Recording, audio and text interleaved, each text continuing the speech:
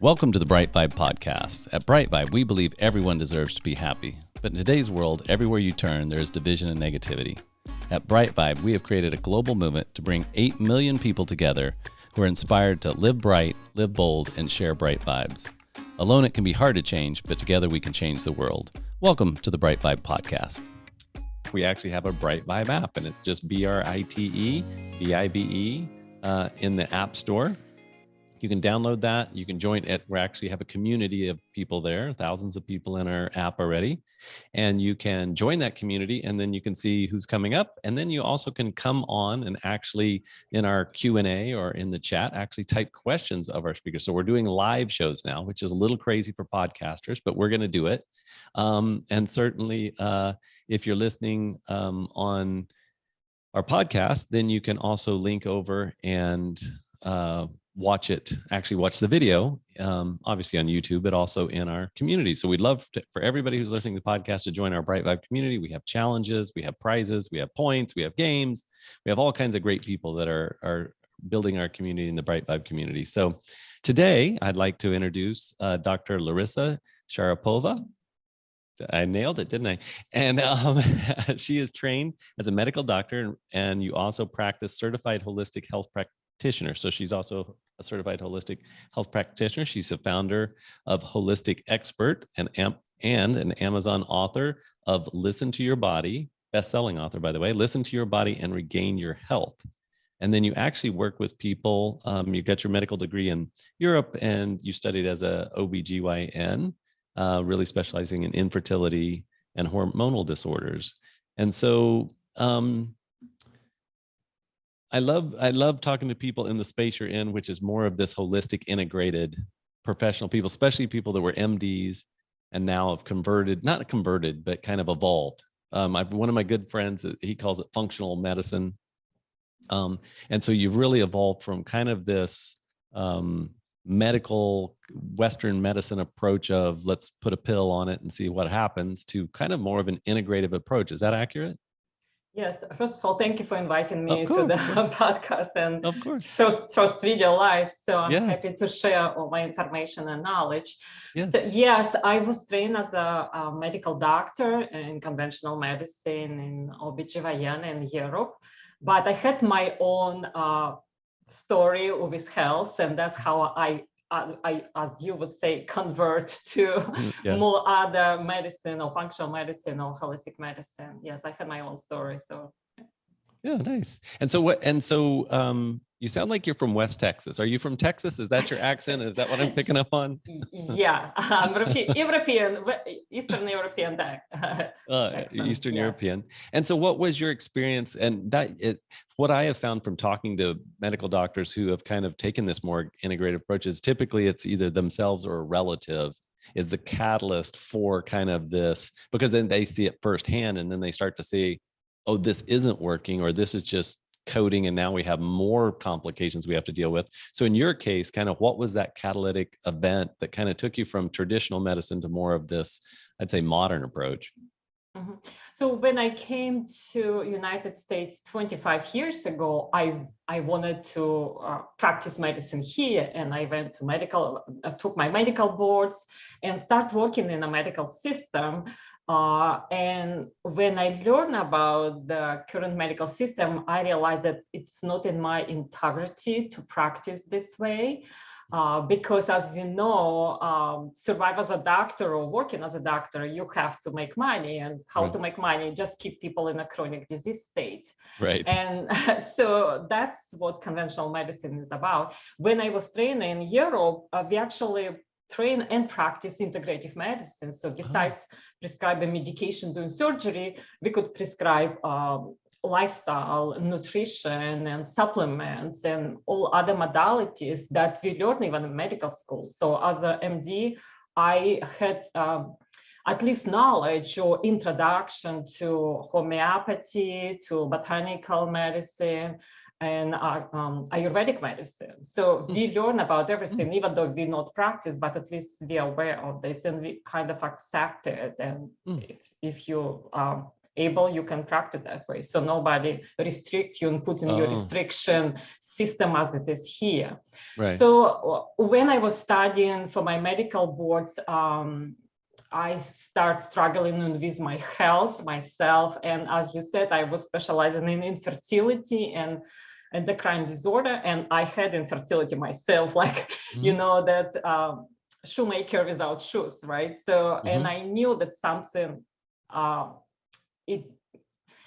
it wasn't anything wrong physically with me or with my husband. So we went to infertility specialists, and of course they put you on a medication to stimulate and all.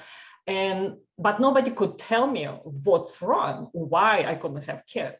So, and if I don't know the reason or root cause of what's happening, what's wrong, I don't feel comfortable to take just a pill to stimulate or to do something. So I start digging to research and looking around for other solutions or approaches, or learn why women cannot get pregnant, particularly for myself. So, and I realized that there is a lot of toxins that can affect body and how body operates.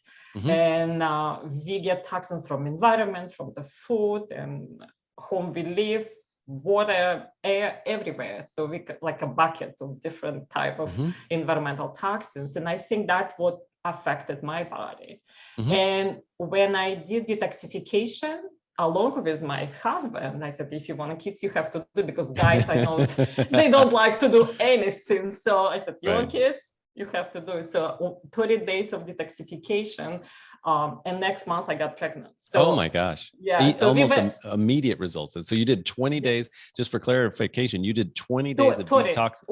30 days. 30 days. So you did 30 days of detoxification, and the very next month you conceived. Yeah. After 3 years of trying and doing different things. Yes. Wow. We actually had a guest on we just hosted a happiness summit not too long ago. And we had a guest on there, and she's a naturopath, and she actually specializes in cancer, but she told the story of a lady who came in who couldn't conceive. And when she came in, she said she noticed that she was wearing a heavy perfume. So she asked her to go home and take a picture, take out all of the stuff that she used in her house that came from like a bottle, cleaning stuff. And she had 29 different things. She had the plug-ins, she had the stuff that you spray in the air, she had the stuff you spray on the couch to make it smell better. And she said once she just had to throw that all away, right? Just throw it all away. She had to buy a new couch because she kept spraying the couch with, she was using Febreze. Anyway, so she was, and so once she kind of did all that, she was able to get pregnant. And it was just like, and it's just so amazing, because I guess, and I am by no means, nobody's ever going to accuse me of being a scientist or a researcher, but I guess something to do with all the chemicals messes with the estrogen production in the body. Is that correct? Is that what's happening? Yes, and those chemicals, mostly in perfumes, any fragrances, it's estrogen. They block estrogen receptors, and they call them estrogen disruptors in the body, so hormonal disruptors. So there is a lot of an environment that we're exposed to, and we know that infertility is very high, particularly in America, because, and now after I clean in my body, I can't even stand any perfume. I don't use anything. Nothing with fragrance, because your body becomes so sensitive to all those chemicals now. You feel it. Anybody wearing perfume close by, I can't breathe anymore. So. Oh yeah, I can tell if somebody's been, and because I'm very much in alignment with what you're talking about. And yeah, I can literally walk in my home, and if somebody's been in there that's wearing perfume, and maybe they hadn't, or even lotions that are heavily scented, it's just like I instantly smell it. And it's like offensive almost. And it's not that it's offensive. It's just, I mean, I'm not offended by the person. It's just, yes, you get so clean, right? And then it's like anything that's toxic, it's almost like smelling gas fumes or cigarette smoke. It's just all of a sudden like, oh my gosh, this is horrible, right? Yeah. And unfortunately, people who wear perfumes, they don't smell themselves. Right, of course. Yeah. Oh, I used to wear. Yeah. And I'd like to say, anybody who's listening to the show now, either live or on our podcast, and if you conceive, because we just talked to you about this, you either have to name, if it's a boy, you have to name it Matthew. And if it's a girl, you have to name it Larisa, because we saved you thousands of dollars in infertility treatments and you were able to conceive. So I just want to throw that out there, that if you're going to name your kid after us, we'd like to know. We'd like to have that a part of the show, right? Yeah. So that's where your journey kind of sounded like started. So you ended up having kids? Yeah, now I have 2 girls. Yes. Oh, beautiful. Okay. Yeah. All right. And Excellent. so since I started doing detoxification, it's become a part of my life. Of course. Even though I clean my body one time is not enough. Yes, it helped me to get pregnant, but Right. because we know we live in a toxic soup, we want Yeah. it or not. So I continuously doing detoxification at least once a year. It's like normal part of my lifestyle. And since you brought that up, what do you do for detoxification? Because you said you did a 30-day detox. So what did that involve? Because I know the word detoxification is pretty broad, right? Yeah. So what is that for you once a year? And maybe we'll all maybe you should come on and do like a challenge with us in our community where we do 30-day detox. I'd actually think that would be quite fun. Yes. I don't know if anybody can do for 30 days. That's too long, but we can start from 7 days. It's already better. All right. So what's that detox look like? So it's, of course, it's elimination. First of all, eliminate all toxins that are around you. Like, as you said, perfume. So we have to throw out a lot of different things, or at least replace for something that is much better. Food, the same thing. We need to learn about what's the toxins we consume through food. And I think this is one of main toxins that I got from the food, because we cook at home, we continue eat the same way as we used to eat, but somehow food that I was buying in the supermarket wasn't good enough for my body. So when I clean the food, when I clean the source where I get the food, so that's changed. So food, environment, and also include some detoxification or some binders to some supplement or herbs that can help you with elimination. Like we have to improve function of eliminative organ like kidney, liver, colon, skin, lymphatic drainage, and it's involved a lot. Sounds like, but you need to start somewhere. So when you improve your elimination, you can start using different binders. Binders, it means something that attach to toxin and can remove it from the tissue, from the cell, and from the body through the elimination. And that takes a process. And also in the 30 days was included 5 days. It was a master cleanse, I would say, but now I do 5-day water fast. So like eating and nothing for 5 days, or drinking just the fluid from 3 to 5 days. So, and that gives your body to reset your metabolism and help your body to heal. Because if we don't consume food, we don't spend energy for process the food, and our body is able to heal through those days that we don't eat. Wouldn't that 5-day water fast cost me a lot of money, because I would have to get divorced from the hangries? I mean, I think my wife would leave me and I would get divorced because I'd be like freaking out. No, I will say that I've done detoxification before in a setting that was very where it was like inpatient type stuff. It wasn't inpatient, it was actually in a resort, but we did like a 5 or 7 day.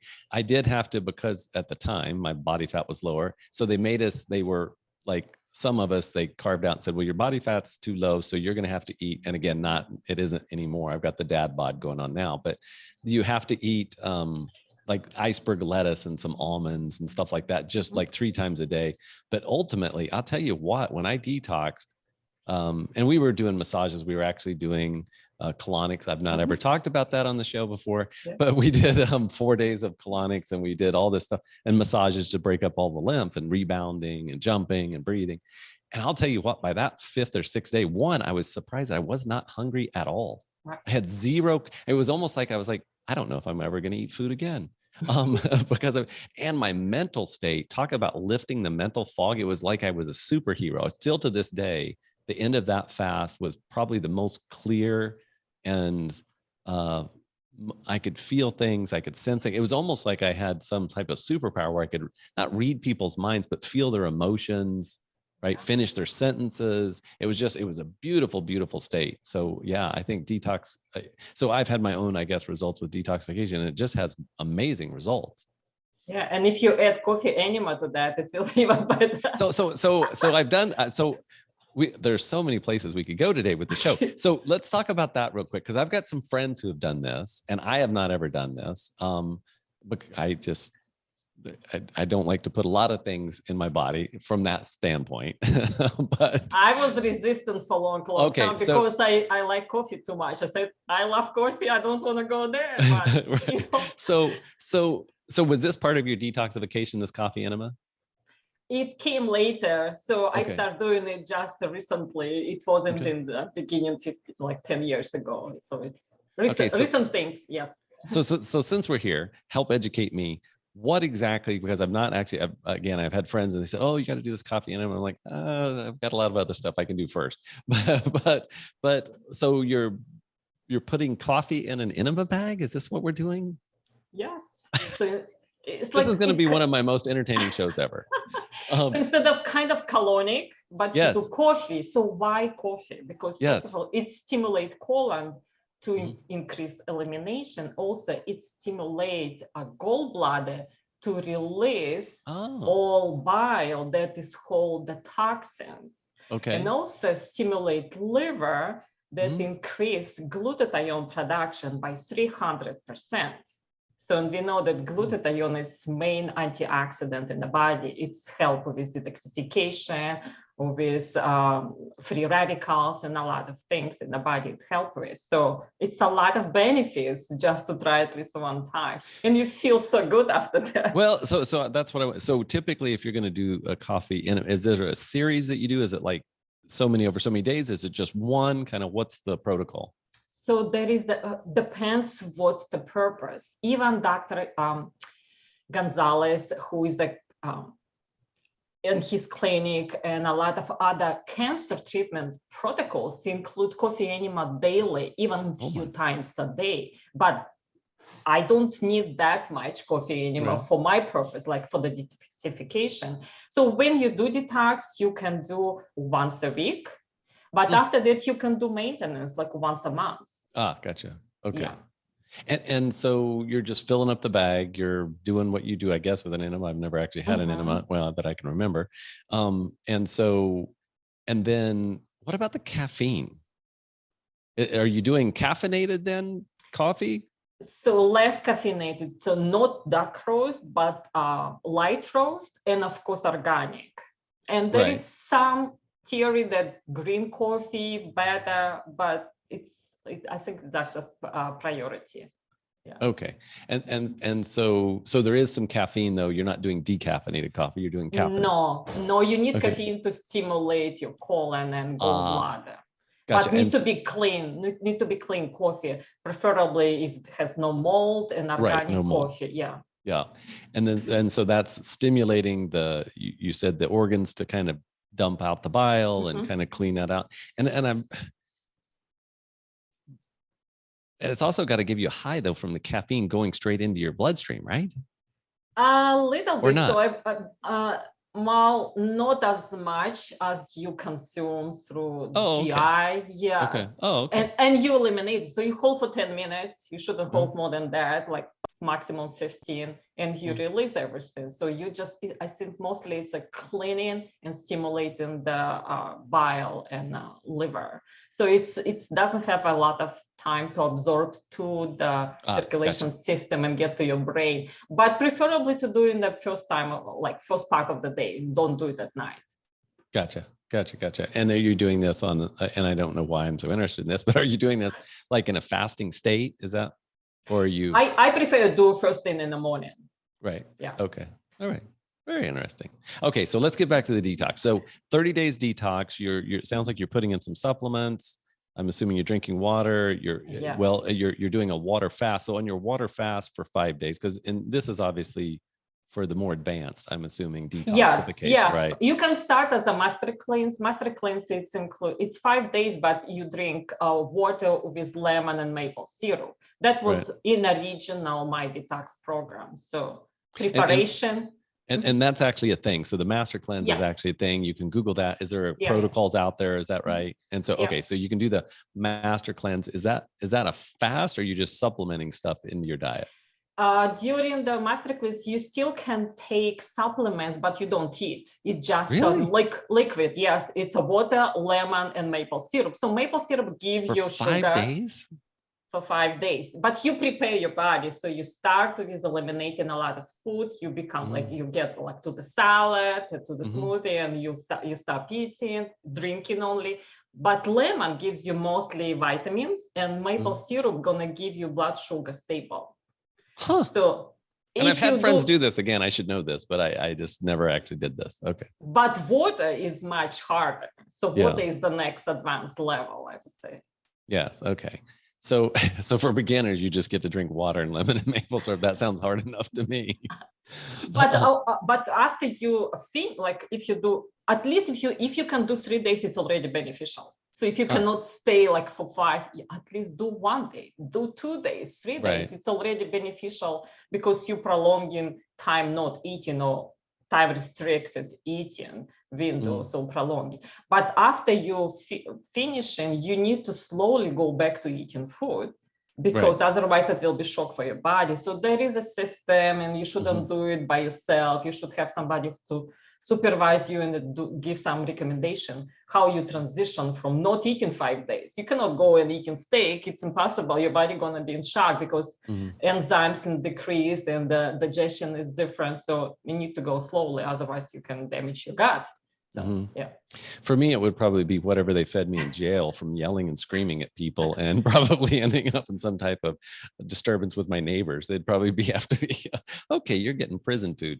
The so yes, Also, another tip and warning, that if you do first detox, in particular water fasting, you're gonna be angry. yeah, So stay away from everybody. right. Go on retreat like you did, or if you have a family, so Prepare warn everyone. them that I'm not gonna be happy.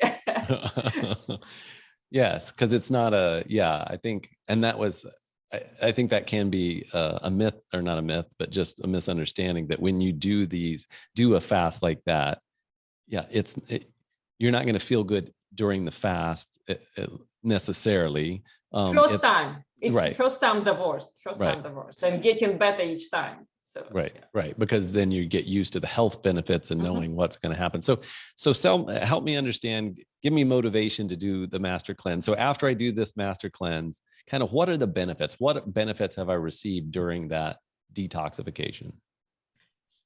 You remove your toxin burden. It means that you remove inflammation in the body. So your body would be able to heal whatever you're going through, health challenges and anything. Also, you can change your metabolism, because if you don't eat, instead of burning sugar that we usually get from food, we start using our ketones, or fat Hmm. metabolism start being increased, and we use ketones from fat metabolism. So you can lose weight by doing master cleanse or detoxification or water fast.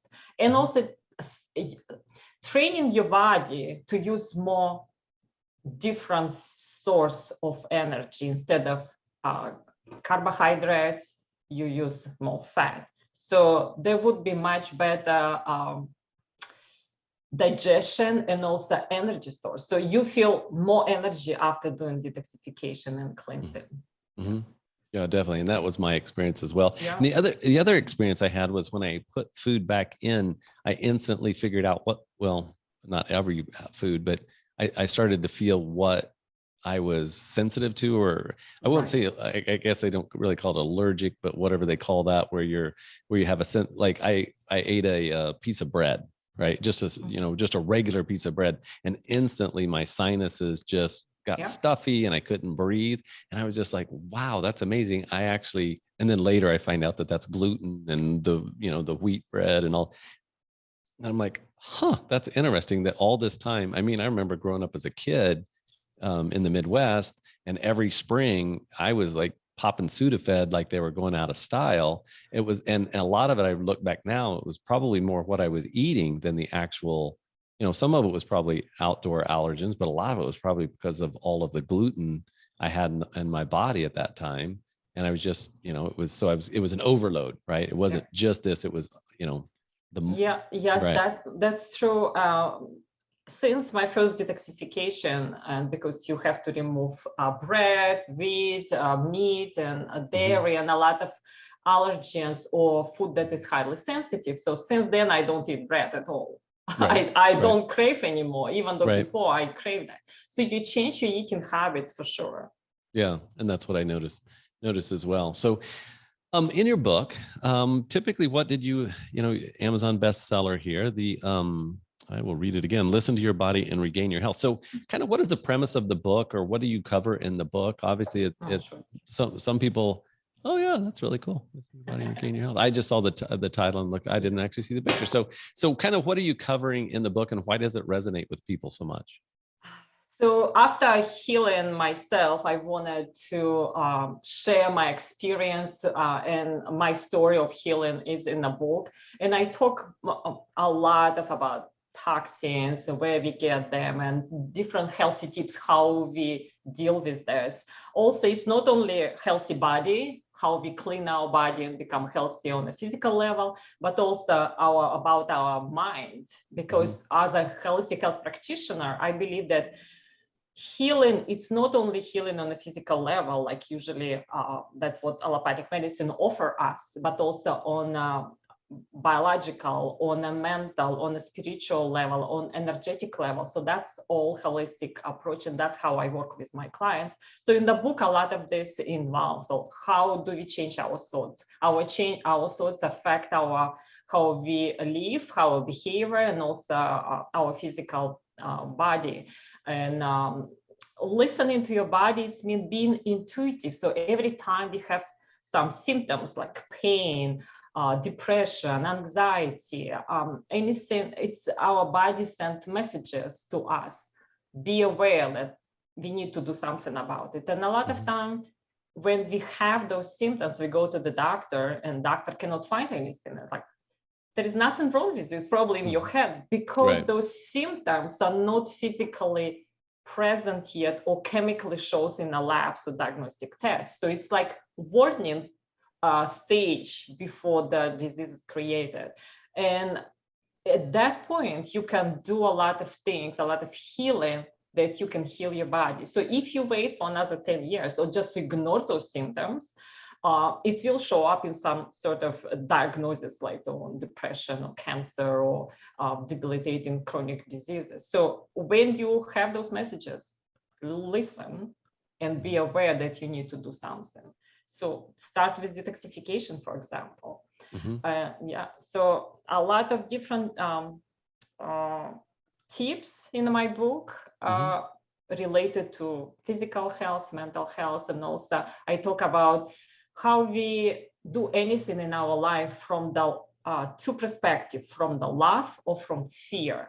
So when we start changing our lifestyle, I know it's very hard for people to start changing lifestyle until they get to the certain point, low point. Usually it's a diagnosis of certain diseases that they force themselves to change our life. It comes from fear, because we are afraid to die, we are afraid to be disabled, and you start implementing some changes. But usually it's very hard to do if you do something from fear. So if you do something from the love, I love my body enough and I can change my lifestyle so I don't become disabled, I don't have certain disease. It's completely different approach. It's much easier to implement, and you have a different energy if you do something from love. Same, it's not only for the health, anything that we do in our life, we make different choices from love or from fear. So, and it have two different energy to it, and one is easier to achieve and one is harder to achieve. Interesting. And so when you're with patients, because you still see patients, you visit, you help people through medical situations. Typically, how do you get them to focus on kind of the love, or get them to focus on the positivity of the changes versus because to your point, most people are going to the doctor when something's already happened and now we're, the train's headed off the track, right? It's not like most of us don't go, feel a little off today, I think I'm going to go to the doctor because that's a lot of fun. No, nobody does that, right? Everybody waits until they're a mile and a half down the road of sickness before we actually call the doctor, and then it's reactive. And so how do you get people to shift kind of into that more proactive state? First of all, the mindset need to be changed, because what we train as Americans by the TV, by the social media, and doctors and pharmaceuticals industry, that you have a disease and you need to go to the doctor and ask for certain pills or surgery or something like that. So and it's put it on a doctor, so doctor like a god, you have to fix me and I come to you. But and at this point it's hard to change lifestyle because they don't believe in that, the patient. So you have to talk to patient in that way, and sometimes it's hard to do, but we have to change their mentality. This is your responsibility. It's lifestyle brought you to this point, so we need to do something about it, not only to heal these particular things, but also to prevent from happening later on in life. Like for example, cancer is not disease of one organ, it's disease of the body. So if you remove one organ, it doesn't mean that you heal from cancer. You need to change completely your life, lifestyle, and everything else that related to it, even relation to yourself. So you need to do from a different perspective. So it's a lot of education. You need a patient to be on the same page and educate them that it's important. Your own healing depends on you, not on the doctor and not on medication. Right. And from doing this podcast for as long as I've done it, I've had so many people come on and echo some of those very same sentiments of, your health is as much mental as it is anything, right? Or mental, emotional, spiritual, kind of those things, because I think almost all of us listening to this, when we grew up, it was so disconnected, right? When you were sick, it was something that happened from the outside and it came in, versus now we understand that it's something happening from the inside and it's manifesting, on our skin or in our, it's manifesting as a disease, right? Something's not functioning right in my energetic psyche. And now guess what? It's affecting the body, right? And we've got to tie those together, right? Even emotions. So emotions, energy in motions, any emotion that hold for a long time in the body create physical symptoms. So sometimes we even need to go inside and look on our past life, early childhood experiences and anything that happened with you throughout life. It's like you need to put something on a timeline and see where this started, maybe emotional stress or something, trauma, and related to symptoms. So and it's a journey to heal your body, to heal yourself. Definitely. And so if you don't mind, you already gave us your own example, but I always love hearing examples and stories of people that came in patients of yours, right? And if you want to give us their full name, their social security, but if you would give us kind of some scenarios, because that way, for people listening, for people watching, they can kind of connect the dots a little bit more, because all of us have been affected by cancer. All of us have been affected by illness. All of us are going to be affected by disease at some point in our life. Just look at, COVID and everything. It affected everyone basically, right? Even if you haven't got it, it affected you. Give us some examples of people that you've treated and or that have been under your care, and then kind of some of those, we know infertility. What other things have you dealt with? A lot of clients that I have with menopausal symptoms, and we know that is another stage in life that is very stressful when hormonal changes. So I had one client who came to me with issue that she had a night sweats and change in moods when she was going through the menopause, and she didn't want to take any hormonal replacement therapy. She wanted to do natural way. So we discussed about her food, the way she eats. She was eating already pretty clean. So we just need to tweak certain things that maybe we need to remove or we need to add it. For example, we know that we need cholesterol because cholesterol is the mother of all hormones. So if we own a fat-free diet, where we get our cholesterol? So sometimes we need to add good fats to have a good source and good cholesterol so we can create our hormones. Another thing, it's a stress. So we know that stress is increased cortisol, and cortisol, it can diminish all other hormones. So cortisol affects thyroid function, and thyroid function can affect all reproductive hormones. So it's like a cycle. If you don't manage stress, and we know we all exposed to that, but we just perceive stress differently. So I have to teach them like through meditation, through journaling, how to not remove stress, it's impossible, but how to perceive stress differently.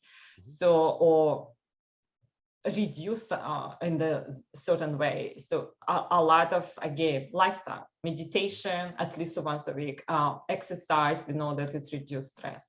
All that trickle down to the symptoms because it's reproductive hormones that can affect your menopausal symptoms. So again, stress, food, and that particular client, so she worked with all of this, that with my recommendation. And another interesting about that, maybe it's a tip for somebody. If you imagine that you start getting like sweating and start heat coming up to your body, imagine that you're in a cold shower.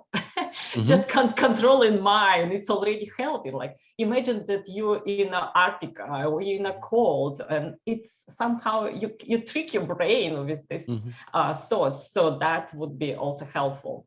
And by changing and working with all this for about a month, 2 months, she was able to deal with her symptoms. And of course, we had to look in the hormones, how the hormones eliminated, and do part of detoxification. Because if we have those hormonal disruptors that we talk about in the beginning, we have to remove them. So your body will adjust all hormones in the body. So it's a lot of different things that we look at by natural hormonal balancing program. Oh, very, very interesting. And why did she not want to take hormones? Some people don't like to take any medications, and I believe that you can try a lot of things before you start any replacement therapy. So lifestyle nutrition, it's first steps to start, because even on the hormones, for example, again, if you take hormones or even supplements or even food, if you have toxins, they take place of the receptors on the hormones. If you take hormones, they are not working in the body because that receptor for that particular hormones taken by the toxins. So sometimes you prescribe hormones, but they still don't work in the body because there's no place to attach to those receptors. Receptors are taken by the toxins. Interesting. So you have to detox, otherwise nothing works then, or works poorly, or doesn't work effectively. Yeah. Okay. Yeah, that's what I believe. So you can do a lot of things before, and when you start doing all these things, your body can start healing, and you might not even need hormonal replacement later on. Interesting. Very interesting. You know, I know another random thought came up when you were talking that I remember also at the end of the detoxification, because we were talking about removing toxic things from your environment. I remember I put on a shirt, and the shirt had polyester in it. Right. And I could not wear it. I literally, my body just started like freaking out. My body started getting itchy. I started getting hot. And I was like, what is going on? Right. Because I'd never noticed that before. But now everything I wear is like cotton, organic cotton. Right. It just especially if it's up if I have slacks or something, maybe they've got some blend. But if I'm wearing I typically have gone to much more comfortable clothing that's more breathable, and then cotton or bamboo or something that's natural fibers, because I literally realized, and if you look at like infant clothing, toddler clothing, it's all cotton. Or if you buy the other stuff, it's most of it, I shouldn't say all, the high majority of it's cotton. Well, why is that? Well, because it's probably, they realize that, kids are even more sensitive because they've had less time to build up, I don't know, toxic, what you want to call that. But it's just crazy once you go down this detox road, how things are affecting you, and you start to realize it more than you ever knew. And then we wonder why we're stressed. We wonder why we're so fatigued, wonder why we don't get good sleep. I mean, basically we're living in a toxic we're just living I shouldn't say everyone, for a lot of people who aren't aware of this and are just using traditional products that you're going to find in a regular store, right? The laundry detergents, the cleaners, the makeup, the hair stuff, the shampoos. I mean, all of that stuff, we're just literally, and I'm happy that you came on so I can say this, but we're literally poisoning ourselves to death, literally, right? That's true. And you said about infants' clothing, actually fire retardant in their pajamas. Oh, it's very toxic. Right. It's a hormonal disruptor again. Right. So yes, and a lot of kids, even formulas has a lot of toxins. Right. So right. And we know that about kids, children's health now, it's on the rise. So it's very sad, but yeah. Have you, since I've got you here, and we just brought up kids, have you noticed any link between ADHD and stuff that's not so good for kids? Sure. Like what would you say would be causing or contributing to ADHD in children? Food is number one. Right. Food source. So a lot of colors, a lot of sweeteners, because a lot of colors and sweeteners are neurotoxins. For example, we know that taste enhancers, for example, MSG, that a lot of in Chinese food still present, and many other food that make food very yummy. Also, sugar substitute like sweet low and other things, they're all neurotoxins. So they destroy neurons in the brain, and that's why kids have a lot of anxiety and ADHD. And that's, I at one time, a long time ago, before I was as I was just getting into this, I actually randomly had Dr. John Gray, Men Are From Mars, Women Are From Venus author. He and I hung out for a day. Literally, he was in town to speak at an event I was hosting. So he had time to kill. And so we just got in the car and drove around and looked at stuff and had a conversation. And he actually wrote a book, and I don't think it wasn't one of his best sellers, but he wrote a book about this. And he said, basically, if you eliminate what you talked about, the food coloring, artificial sweeteners, sugar, and gluten, he said, you don't have ADHD kids. He said, if you look back, 50, 100 years ago, you didn't, and maybe it's because we used to beat them, but we didn't have ADHD kids like we do now, right? I mean, and you look back, well, they have introduced that stuff and the fat-free diets and some of the other crap that we, that don't work. And I'm just like, I would just wish every parent knew that information, right? I wish every parent knew, and we watched it in our own son, our 7-year-old, when he was about 4 or 5, Sundays, when we were going to church live, when you actually used to go places and there were people there and you got to witness stuff. But we would go, and then we would go to this buffet, which for the most part had cleaner food. But then as a treat, we let him get like a cinnamon roll, right at the end of, and by 3 or 4 o'clock in the afternoon, he was just like emotional and whiny. I mean, it was just like, and at first, one off, we didn't think much about it. But then after the second or third time, we were like, this is what we know to be true, but it's literally manifesting in our lives that he's having all these emotional problems because we're letting him eat gluten and sugar together. And it was almost like if he ate one without the other, it wasn't a bigger deal. But yeah, he was eating gluten, sugar, probably what else? Who else knows what they put in that cinnamon roll, right? It could have had preservatives or what else. And it was just like, it was amazing. And I'm like, well, if that's affecting him, guess what? It's affecting me too. I'm just kind of numb to it, right? And I've Right. noticed that, and ever since then, I've noticed I stay away from a lot of that stuff just because I know that it's got, you know, a lot of that's got neurotoxin stuff in it, and I'm going to have problems, right? I'm going to be irritated, angry. I mean, in the moment, it feels good to get the sugar rush, but then ultimately, in an hour or two or three, I'm going to be a little less fun to be around. And unfortunately, those chemicals, neurotoxins, they also have addictive property. Of course. And because it stimulates dopamine production and serotonin, so we need more and more of them. And that's why people cannot stop drinking soda, or people who usually drink soda. So it's very hard to stop drinking soda, and it's a problem for many, many people. And we know that it's like drinking sugar. You could not imagine how much sugar in soda. You would never put that many teaspoons of sugar in a tea, but if it's on liquid form, you easily consume it and don't even realize that. You know, the one that was shocking to me is I like to work out. I haven't been working out as much as I should, but I used to go work out, and then I would go to this there was a smoothie chain, and I would go to this smoothie chain and I would get a smoothie as my reward for working out. And they had all these smoothies, and they all sounded healthy, and they had protein and all this. And then I started looking at the ingredients, and they had this ingredient they called turbinado. They didn't say what it was. It was just called turbinado. And when I started looking into it, all of these smoothies that I thought were healthy had this turbinado in them. And usually the number of grams of turbinado was above 50. Usually it was more like 70 to 80 grams of turbinado in a smoothie. And this is a well-known smoothie chain. And and then finally I figured out, right, turbinado is sugar, right? And so you Google it. turbinado is sugar. Don't let anybody fool you. Turbinado is sugar.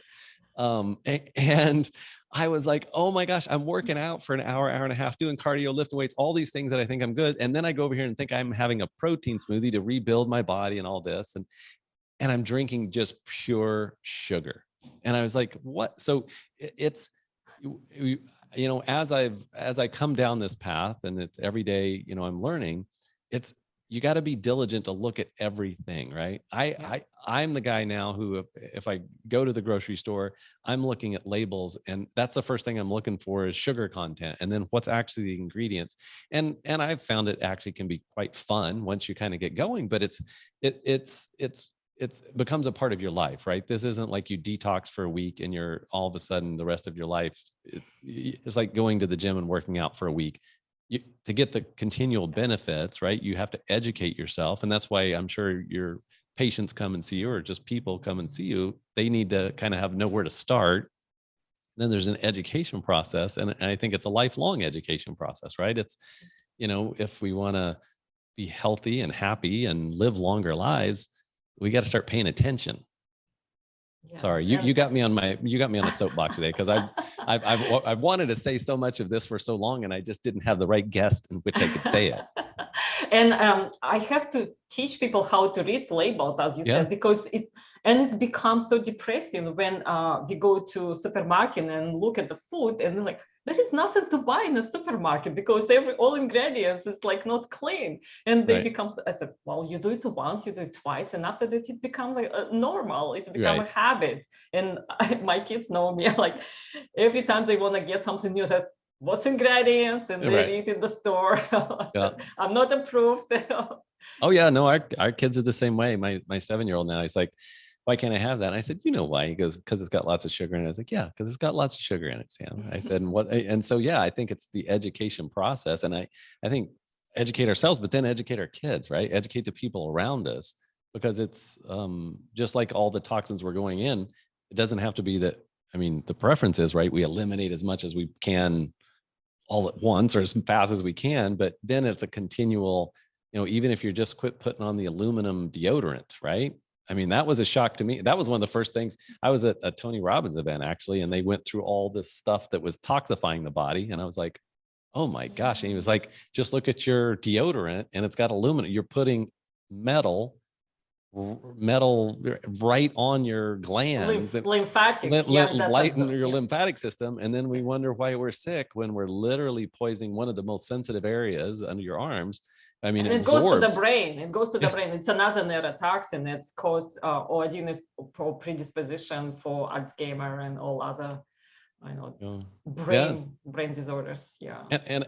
And the other thing I found over the last 15, 20 years is that when I first kind of came down this path, it was like things were kind of like the watered down version of the other products. So like when I went to find the deodorant 15 years ago, it was kind of the pseudo salt water type thing that you sprayed under your arms. It really didn't work very well. It's not like that anymore, right? There's such a demand and such education around it that there's 40, 50 brands of deodorant that don't have aluminum in them and that don't have some of the other things that are neurotoxin or just toxins in general, right? So there's it, and that's what I found is it just seems like there's more and more good products or products that are better for you on the market, and they're not because of the demand. People start asking for it, or maybe not buying the stuff that is full of chemicals. So now I'm so happy when I start doing this work. There were not much on the market. Like food are now organic food you can buy in any supermarket, and there's much more available in personal care, in skincare, and everywhere you can find something that is good. Yeah, totally. So, so as we kind of come to the end of our show today, and for anybody who's tuning in live, we'll be happy to take any questions if you want to leave a question. And we'd love to have you come back on the podcast and into the live, and we'll have more time to promote it. And I will queue up maybe what you're going to talk about. And then I'd love to have more live interaction from people that are tuning in. But kind of maybe even do detox challenge. That would be I would love that because I need it, right? I mean, I would love to do it with other people because I noticed that if I don't have accountability partners or an accountability group, guess what? The last time I did a detox was probably 3 or 4 years ago, and it was just on my own and it didn't go so well. I mean, I just didn't do much with it. So yeah, maybe that is something we need to do in our community. Group is always fun because you support each other. Yeah, definitely. So kind of as we wrap up today, is there just something that we've missed or haven't covered yet that you're like, I want people to know this because it's important and it's maybe low-hanging fruit, or just something that you think everybody should think about or know as they're on their journey? The low-hanging fruit is water. Water, okay. Hydration. Mm-hmm. So still people don't drink enough.